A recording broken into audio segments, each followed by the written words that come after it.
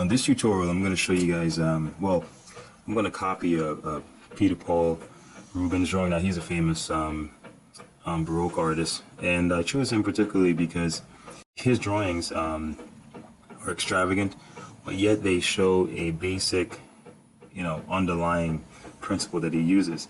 He uses a lot of basic forms, okay? Now another important thing is, it's not, there are people who frown on copying, and copying is one of the best things you could ever do, okay? Cultures have been doing this for ages. Now, the important thing is, when you copy, however, you have to make sure that you are copying to learn something, not just copying slavishly just to, put on paper what you see. You're learning about the artist while you're doing it. So, for example, drawing is about solving problems. So for example, you may be drawing a muscle or drawing a part of the body from a certain perspective, and you may find that difficult. You may look at another artist who has done that before and see the way he did that, or the way he solved that problem, and then you can take ideas from that artist and then put your own spin on it. Okay, so even Peter Paul Rubens himself copied a lot. You see in his drawings, you see figures that were used in other people's work. All right, so the Egyptians pretty much gave birth to Greek art, all right?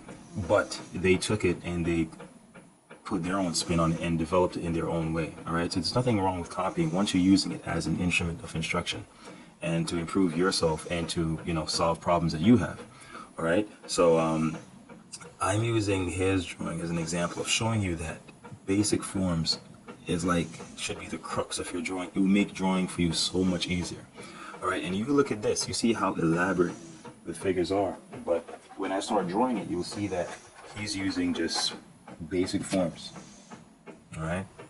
So for example, before I even begin, I'm just going to show you basically what I have in mind. This whole deltoid muscle, okay, this whole muscle is pretty much just a conical form like that, okay? And obviously you can see that the light source he's using is coming from the upper right, so this is where the shadow is going to be formed. Now, on top of this form, what you have he's pretty much showing the muscle striations, right? So basically you see, it's like you have a form like this, and on top of it now you have, this is broken up. So instead of having only this, you have something like this. This is turned into this.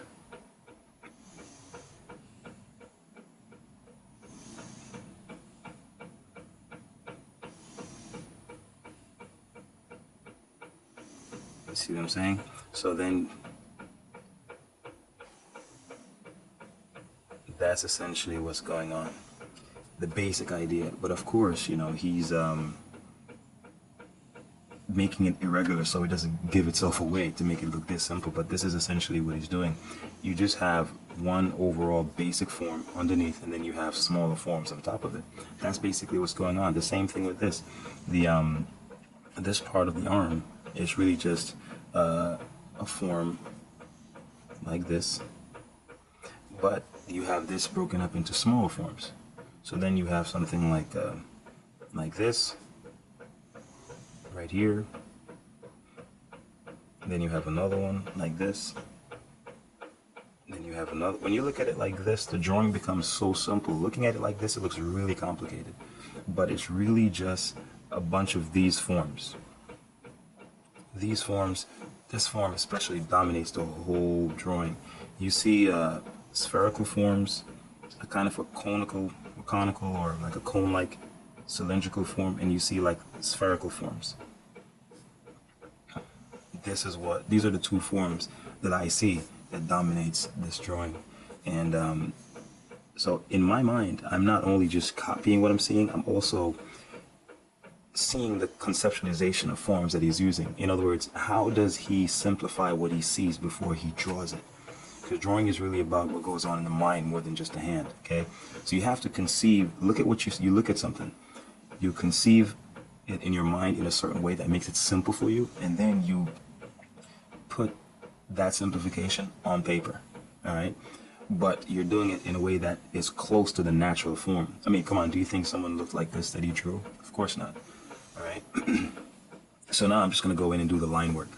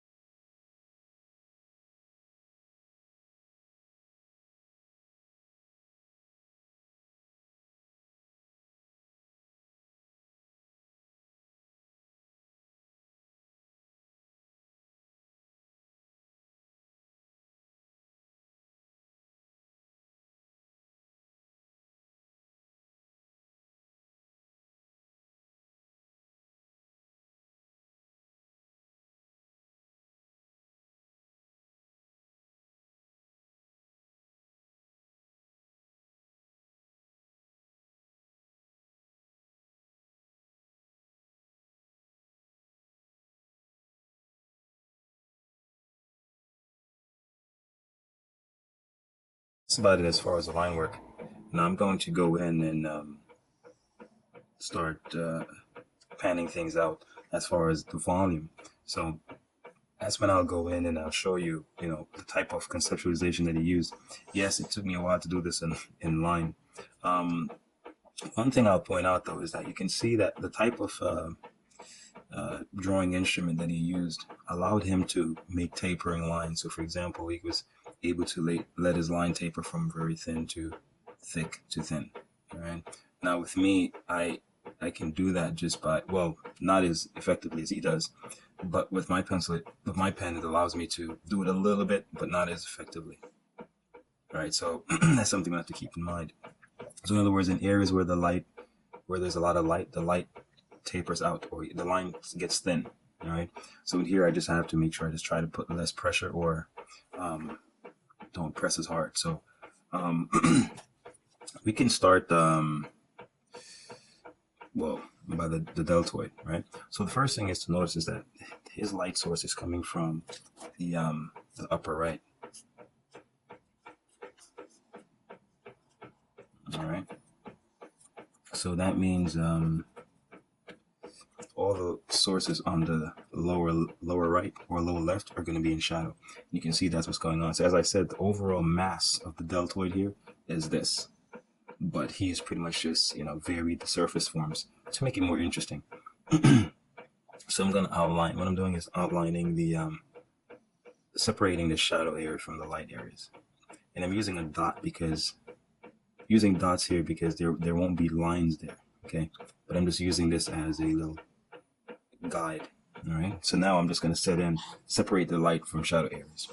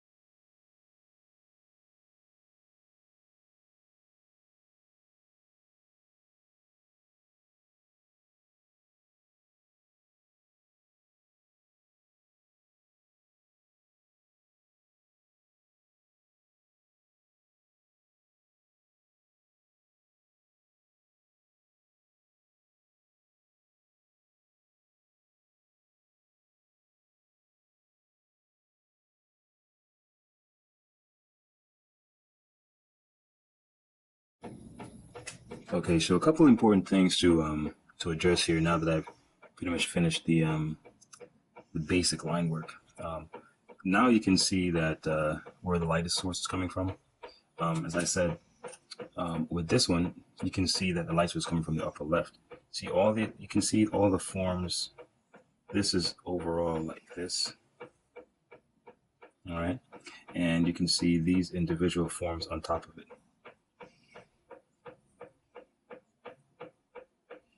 just like I mentioned here. All right. Notice that you see where the light is separated from shadow. This is the line. All right. So you can see the types of lines that he uses. Now, main thing to point out also is that with forms, and I mentioned this in other tutorials, on forms, the lines you use should accentuate the shape of the form and the direction of the form. So this form is pointing down and away, right? So that means the lines you use should be like this. They should be, well, the dominant lines. You can use any kinds of lines, but the main lines should be accentuating this direction. Likewise, when the arm is turned this way, the main lines you use are lines that are going to accentuate that direction as well. All right. So that's something you have to keep in mind. So the main thing is using the basic forms, separating the light from shadow, which you see here, light, shadow, and another thing also that you'll notice here that I haven't done here yet is that he uses a bold contours in certain areas, and that's very important as well because it really helps to accentuate depth because the light areas, the contour in the light areas are generally lighter, right? And sometimes even the shading in the light areas is sometimes really light or non-existent, and in the shadow areas it's a lot deeper. So you can see where it's almost like his lines almost fade out as they go towards the light area. All right. So to accentuate, to kind of mimic that effect, I'm just going to be using this is the smallest point I'm using. I may use like a 0.8, which is a larger point, to do like the bold lines, like in areas like this, for example. See, kind of make that contour a lot bolder, it stands out.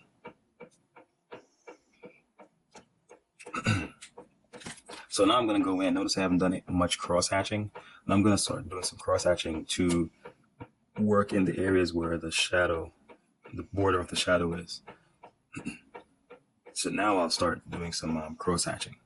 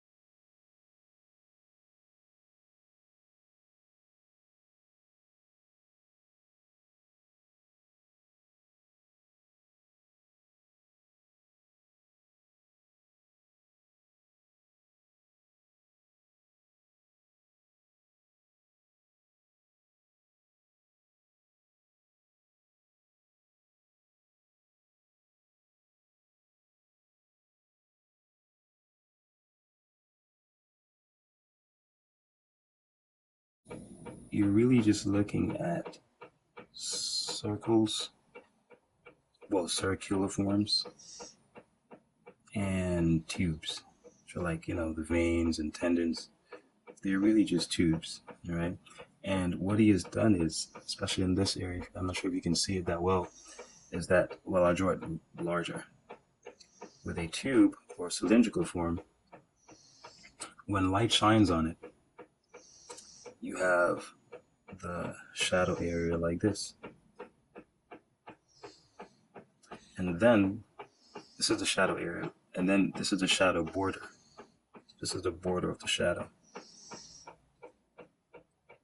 So what you have is a light area, a shadow border, and then you have an area right here, which is called the area of reflected light. And that's what you notice when you see the little white or light area in the shadow areas, is that he's essentially just doing this.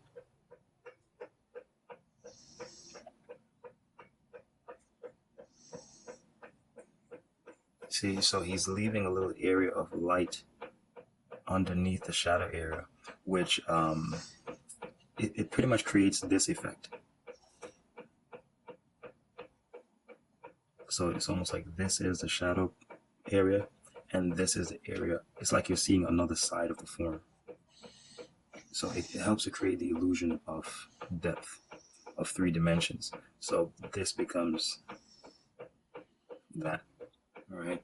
So that's essentially what he's doing in these areas. So, you know, it's really just, as I said, doing the same thing over and over, even in these areas, because all you're seeing is just a repetition of these 2 types of forms, just in different ways.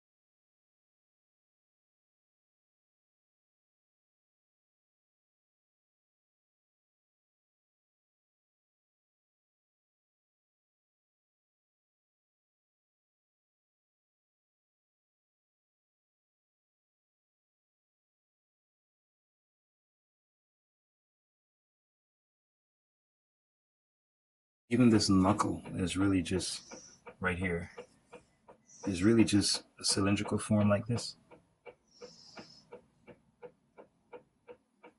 So it's almost like having, instead of having a form like this, it is concave on both ends. So it's like this.